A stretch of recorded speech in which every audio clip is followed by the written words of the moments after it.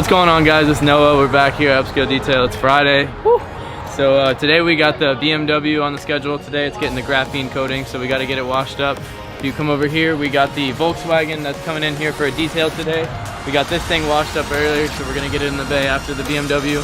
And then if you come over here, Gerald and Peepaw are working on this Sequoia, so stay tuned. This one's getting the coating and full detail. What's going on? Where's the wisdom? Get up early. Real early. Get the worm. Get her done!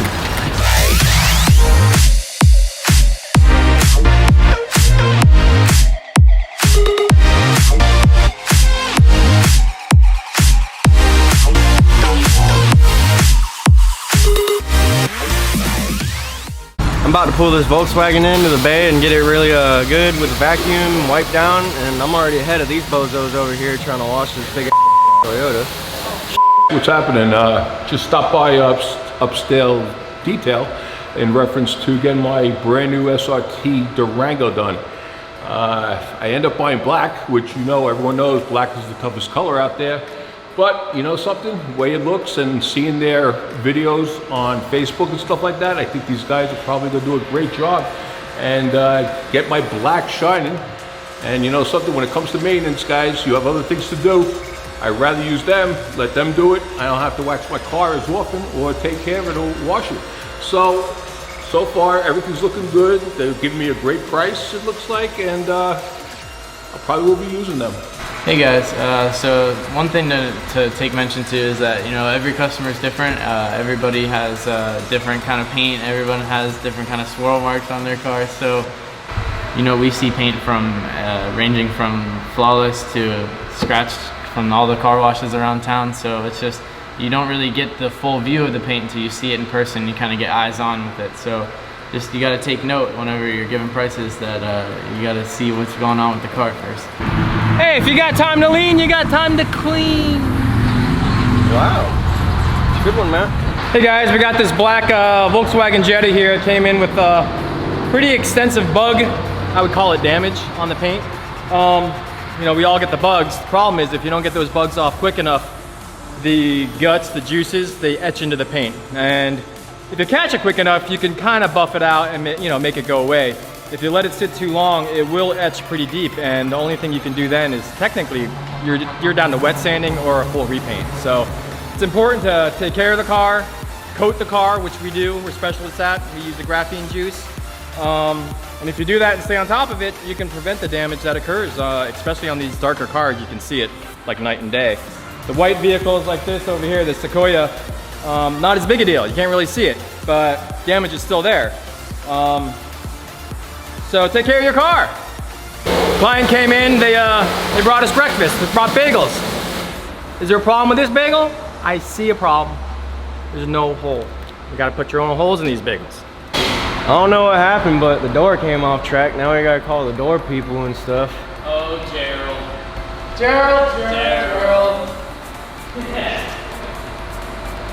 Yep. This sucks.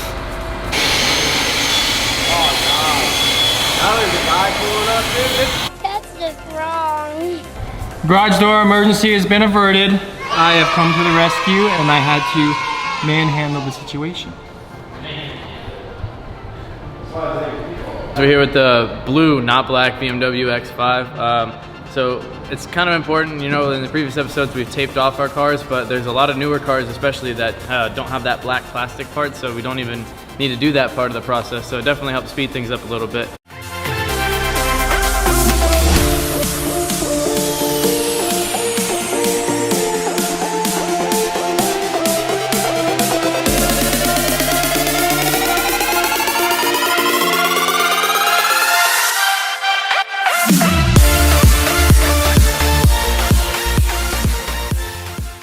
I said what in the book? I said what in the book? I said what in the book? I said what in the book? Hey guys, what's up? I'm here with this Sequoia. Front of the car has PPF on it, the paint protection film. It does its purpose of the most, on the most part, except it has its problems. It gets chipped up, and then the chips are permanent. The scratches can be somewhat removed. The biggest issue we find with it, you know, obviously on the lighter cars, is the little line you see across. And you know, it ends up as a dark line across the hood and the fenders and wherever else it's applied. Not a good look, and it's very hard to get out, and sometimes you can't get it out. But you know, go ahead, coat the car. You can protect it in other ways. But once again, yeah, that little dark line that you'll see on all these cars, it can be real hassle to get rid of.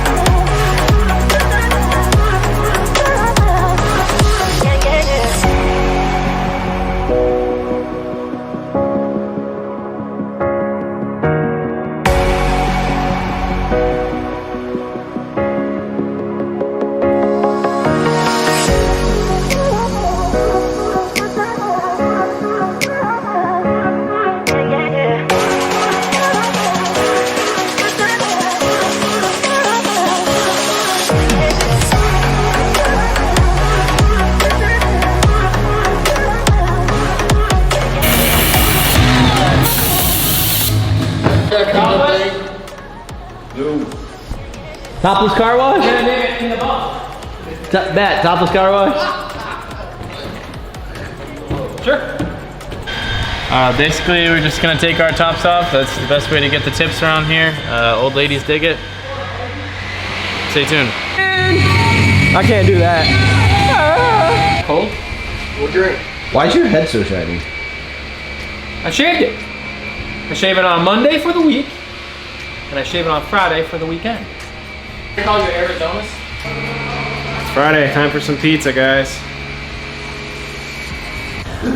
Word of the day is patience, as in when you're working on something, you gotta exercise patience because you may get frustrated, but you just gotta keep on going through and get it done. My word of the day is hustle, as in hustle, Noah. Get your job done. So we use these needles here at Upscale Detail to flood in paint chips instead of brush over them. So a lot of times when people brush over touch-up, they brush areas of paint that are actually healthy and good, and it creates a really jagged surface that, if done correctly, you would then have to sand down and polish out. Putting this in and flooding the chip allows us to just get the area that needs the touch-up and get it perfectly level with the surface of the paint itself instead of getting it on areas we don't need. So this car has a really bad touch-up area where you can see the texture in the paint from the person that used the brush, and it's exactly that. The actual area of touch-up is probably 2 or 3 millimeters. They've got about a ½ an inch of touch-up paint on it, way more than needed. If they had a needle like this, they would have been able to get in there and just hit the affected areas. I'm here with this Toyota Sequoia, and we have reached the panel wiping stage, which is right before the juicing stage, putting the graphene on. It's all cleaned up, polished up, ready to go. Just gonna make sure every little bit of contaminant is off the paint, and gonna go with the polish, and then straight to the graphene. The sauce. The sauce. The sauce. The sauce. Sauce, sauce, sauce, sauce, sauce, sauce. Back here with this Sequoia, checking out the emblems, and they are filthy. There's stuff in all cracks and crevices.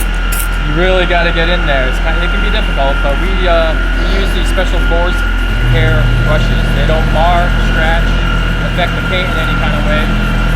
We go the extra step to make sure the paint isn't affected, but they do a great job. We use a little cleaner. You can use kind of more or less anything.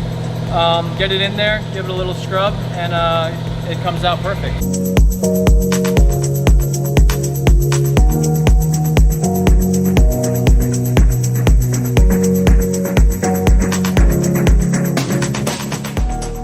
All right, here checking on Peepaw's car for the day, and looking at it, this PPF on this car really didn't do his work justice. The edges were all kind of black on him.